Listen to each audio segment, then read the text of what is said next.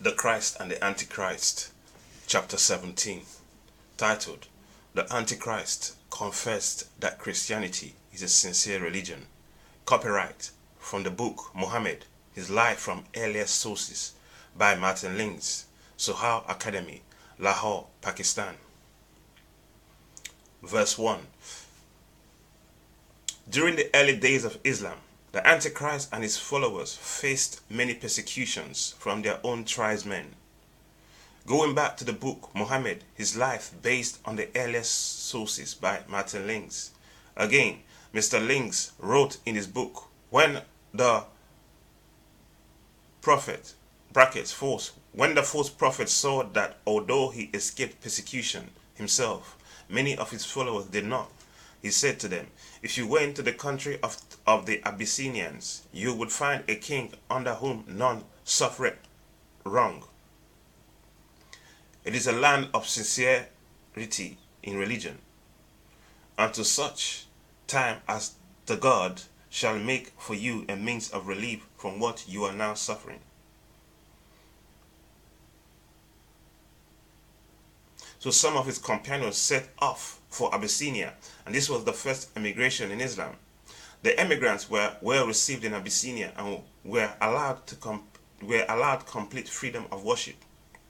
In all, not counting the small children they took with them, they were about 80 in number, but they did not all go at the same time. Their flight was secretly planned and carried out unobtrusively in small groups. Their families would and could have stopped it if they had known about it, but the move had been totally unexpected, and they failed to realize what had happened until the believers had all reached their destination. The leaders of Quraysh, however, were nonetheless determined that they should not be left in peace to establish there beyond their control a dangerous community which might be increased tenfold if other converts joined them. So they speedily thought out a plan and made ready a quantity of presents of a kind that the Abyssinians were known to value most. Leather work they prized above all. So a large number of fine skins were collected, enough to make a rich bribe for every one of the Negus generals. There were also rich gifts for the Negus himself. Then they carefully chose two men, one of whom was Ibn al-Sh of the clan of Sham. Quraysh told them exactly what to do. They were to approach each of the generals separately, give him his present and say, some foolish young men and women of our people have taken refuge in this kingdom. They left their own religion, not for yours, but for one they have invented, one that is unknown to us and to yourselves. The nobles of the people have sent us to your king on their account, that they may send them home. So when we speak to him about them, counsel him to deliver them into our hands and have no words with them, for their people see best how it is with them. The generals all agreed, and the two men of Quraysh took their presents to the Negus, asking that the Muslim emigrants should be given into their hands and explaining the reason as they had done to the generals. And finally adding, the nobles of the people, who are their fathers, their uncles, and their kinsmen, beg thee to restore them unto them. The generals were present at the audience, and now with one voice they urged the Negus to comply with their request and give up the refugees, inasmuch as kinsmen are the best judges of the affairs of their kinsmen. But the Negus was displeased and said, nah, by God, they shall not be betrayed, a people that have sought my protection and made my country their abode and chosen me above all others. Give them up I will not, until I have summoned them and questioned them concerning what these men say of them. If it be as they have said, then I will deliver them unto them, that they may restore them to their own people. But if not, then I will be their good protector, so long as they seek my protection. Then he sent for the companions of the prophet, and at the same time he assembled the bishops, who brought with them their secret books and spread them open round about the throne. Amir and his fellow envoy had hoped to prevent this meeting between the Negus and the refugees, and it was indeed in their interests to prevent it, even more so than they realized, for they were unaware that while the Abyssinians tolerated them for commercial and political reasons, they looked down on them as the heathens and were conscious of a barrier between them. They themselves were Christians, many of them devout. They had been baptized, they worshipped the one God, and they carried in their flesh the sacrament of the Eucharist. As such, they were sensitive to the difference between the sacred and the profane, and were keenly conscious of the profanity of men like Amir. So much the more were they receptive, none more than the Negus himself, to the impression of holy earnestness and depth which was made on them by the company of believers, who were now ushered into the throne room, and a murmur of wonderment arose from the bishops and others as they recognized that here were men and women more akin to themselves than to such of Korash as they had previously encountered. When they all assembled, the Negus spoke to them and said, "What is this religion wherein you have become separate from your people, though you have not entered my religion, nor that of any other of the folk that surround us?" And Jaffa answered him, saying, "O king, we were people steeped in ignorance, worshipping idols, eating unsacrificed carrion, committing abominations, and the strong will devour the weak. Thus we were until the God sent us a messenger from out of our midst, one whose lineage we knew, and his veracity and his worthiness of trust and his integrity. He called us unto the God, that we should testify to his oneness, and worship him and renounce what we and our fathers had worshipped in the way of stones and idols. And he commanded us to speak truly, to fulfill our promises, to respect the ties of kinship and the rights of our neighbors, and to refrain from crimes and from bloodshed.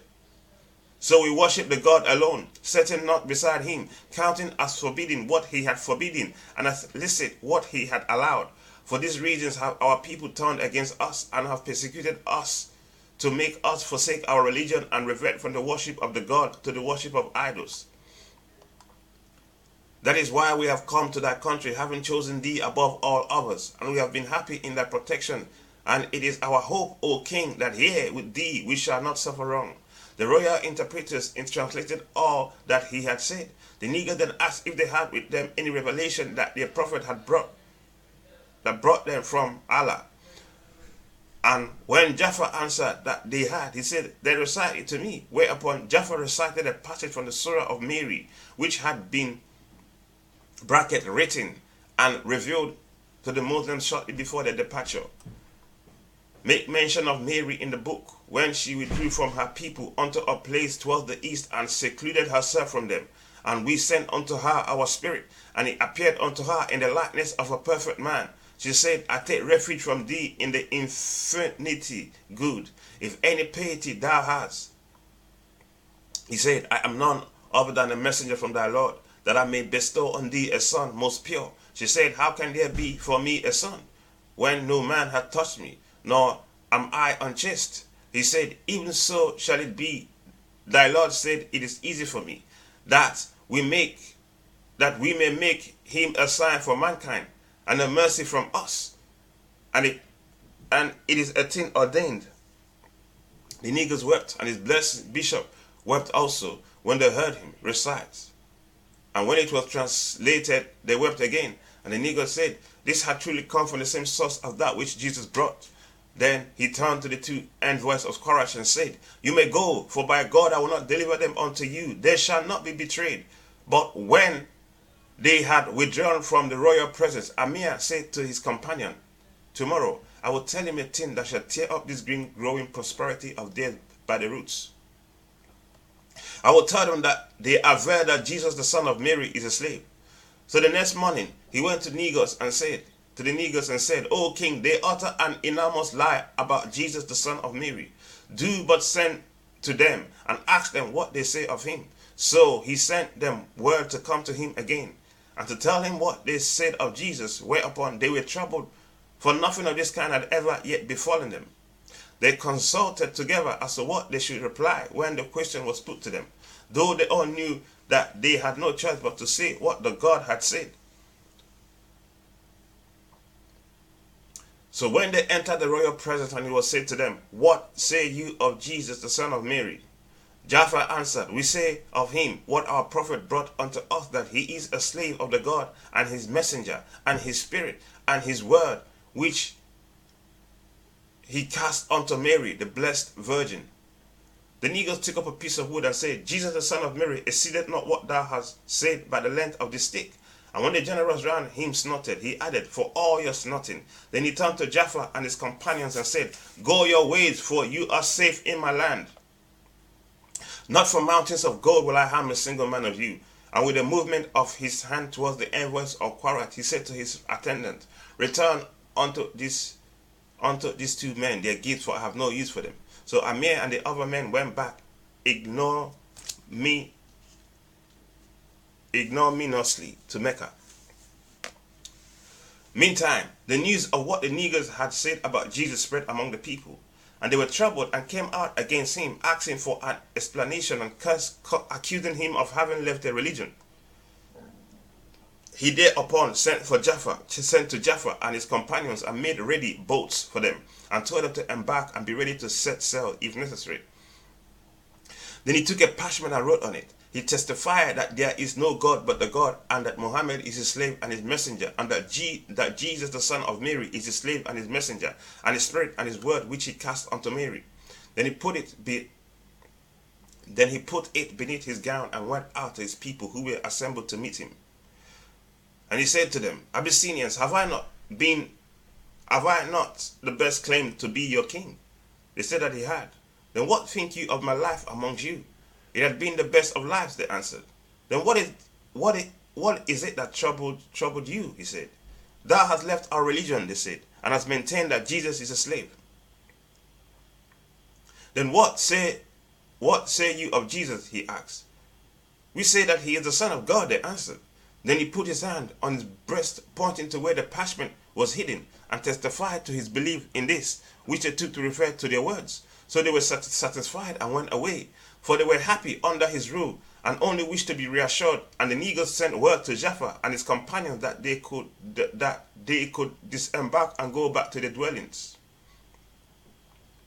where they went on living as before, in comfort and security. Writes Martin Lings in his book, Muhammad, His Life Based on the Earlier Sources. There are many points for us to discuss in the above testimony from the first migration of the Muslims to Abyssinia. Let us start with the country Abyssinia. Question: where was Abyssinia in the days of the false prophet Muhammad?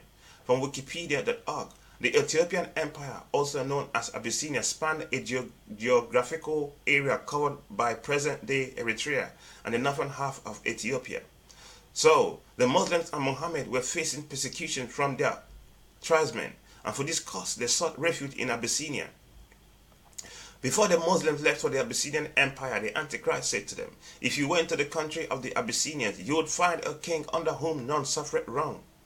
It is a land of sincerity in religion, unto such time as the God shall make for you a means of relief for what you now are suffering. The above words from the Antichrist shows us that he and his companions specifically targeted the king of Abyssinia and his country. So Muhammad and his companions told the Muslims that when they arrived at Abyssinia, that they would find a king under whom none suffered wrong. Again, this shows that the Antichrist and his companions knew who the king was before they decided to send their followers to his country. The Antichrist also told his followers that the Abyssinians were sincere in their religion.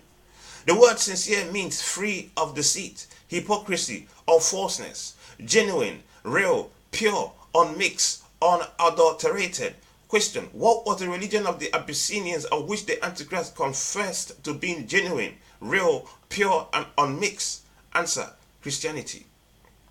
Christianity in Ethiopia dates back to the 1st century AD, and this long tradition makes Ethiopia unique amongst sub-Saharan African countries. Christianity in this country is divided into several groups. The largest and oldest is the Ethiopian Orthodox Tewahedo Church, an Oriental Orthodox church in Ethiopia, which was part of the Coptic Orthodox Church until 1959, when it was granted its own patriarch by Coptic Orthodox Pope of Alexandria and Patriarch of all Africa, Cyril VI. The only pre-colonial Christian Church of Sub-Saharan Africa. The Ethiopian Church has a membership of between 40 and 45 million, the majority of whom live in Ethiopia, and is thus the largest of all Oriental churches. Next in size are the various Protestant congregations, which include 13.7 million Ethiopians. The largest Protestant group is the Ethiopian Evangelical Church. Mekane Yesus has about 5 million members.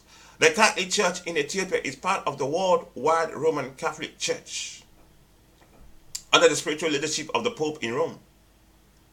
The Oriental Ethiopian Catholic, the primary organization of Catholicism in the country, is especially close to the Ethiopian Orthodox Tewahedo Church, whose doctrine and liturgical tradition she shares. While separated by their understanding of the primacy of the Bishop of Rome, the Ethiopian Catholic and Orthodox churches have basically the same sacraments and liturgy. Thus, Christianity is that religion of the Abyssinians in which the Antichrist confesses to be free of deceit, hypocrisy, or falseness, genuine, real, pure, unmixed, and unadulterated. If Christianity was free of deceit, hypocrisy, or falseness, genuine, real, pure, unmixed, and unadulterated, this meant that whatever religion the Antichrist was trying to introduce was not sincere. By the confession of the Antichrist about Christianity being genuine, we can see that Muhammad knew that his religion which he was trying to introduce was false. Just as the Antichrist has planned, his body were well received upon their arrival at Abyssinia. They were also allowed freedom to worship their own God. The emigrants were well received in Abyssinia and were allowed complete freedom of worship. However, the Quraysh, Muhammad's tribesmen, for whatever reason, did not allow the immigrants to settle in Abyssinia peacefully. This is the reason why they sent 2 men with gifts to try and persuade the Abyssinians and the king to send the Muslims back. They carefully chose 2 men, one of whom was Amir ibn al-Ash of the clan of Sham. The Quraysh told them exactly what to do. They were to approach each of the generals separately and try to bribe them with presents. They were also told to tell the generals that some foolish young men and women of our people have taken refuge in this kingdom. They have left their own religion, not for yours, but for one they have invented, one that is unknown to us and to yourselves. The nobles of the people have sent us to your king on their account that he may send them home. So when we speak to him about them, counsel him to deliver them into our hands and have no words with them, for their people see best what it is with them. According to the words of the Quraysh, Muhammad's tribesmen, the Muslims left their own religion, worshipping Allah and the many other idols and stones at the Kaaba, not for the Christian faith, but for one which was new to everyone. According to the Antichrist tribesmen, Islam was a new religion invented by Muhammad and his Roman Catholic companions. The day finally came when the 2 men from Quraysh stood before the king in order to persuade him to send the Muslims back to Mecca. After the negroes heard their pleas, he disagreed with them and said, "Nah, by God, they shall not be betrayed. A people that have sought my protection and made my country their abode and chosen me above all others, I give them up. I will not until I have summoned them and questioned them concerning what these men say of them. If it be as they have said, I will deliver them unto them, that they may resolve them to their own people. If not, then will I be their good protector so long as they seek my protection." According to the previous revelation, the Muslims went to see the king of Abyssinia prepared with that verse from the Quran which lied about the birth of the Christ. Here is that verse again from the chapter, Surah of Mary, which was written shortly by the Antichrist and the companions before they sent their believers with it to Abyssinia. Make mention of Mary in the book, when she withdrew from her people unto a place towards the east and secluded herself from them. And we sent unto her our spirit, and it appeared unto her in the likeness of a perfect man. She said, I take refuge from thee in the infinitely good, if any piety thou hast. He said, I am none other than a messenger from thy Lord, that I may bestow on thee a son most pure. She said, how can there be for me a son, when no man hath touched me, nor am I unchaste? He said, even so shall it be thy Lord's. Thy Lord said, it is easy for me, that we make him a sign for mankind and a mercy from us, and it is a thing ordained. Conveniently, this script was revealed and written just before the immigrants left for Abyssinia by Muhammad and his companions. According to it, it says, make mention of Mary in the book. What book is the obvious question? The Quran was only put into a book form by Uthman, the third caliph, 20 years after the first revelation. This was also done after Muhammad went to the lake of fire. When this incident took place, there was no book. All that the Muslims had were different writings from Muhammad and his companions, which were later turned into the Quran by Uthman 20 years after Muhammad went to the lake of fire. Again, when this incident took place, there was no book. So why did Muhammad and his God say, make mention of Mary in the book when she withdrew from her people? It's quite obvious what had happened. When the Antichrist received the revelation from his God, he was told to make mention of Mary in the book when she withdrew from her people. In other words, Satan told the Antichrist and the companions to mention the name of Mary when they were constructing and writing the Quran. So after the negroes and the bishops were deceived by the Muslims and the words of the best of the deceivers, he decided to allow the Muslims to stay in his country. However, after the negroes allowed the Muslims to stay in his country, those two men from the Antichrist tribe's men tried once again to get the king to send the Muslims back by saying that the Muslims refer to the Christ as being the slave of Allah. Obviously, Allah and God are not the same, but in the minds of the Muslims and the king of Abyssinia, they took them as being one and the same. This is why the king confessed that the Quran had come from the same spirit as that of the Christ. The king became a Muslim along with the bishops after he was deceived by the Quran and the Muslims. This is why they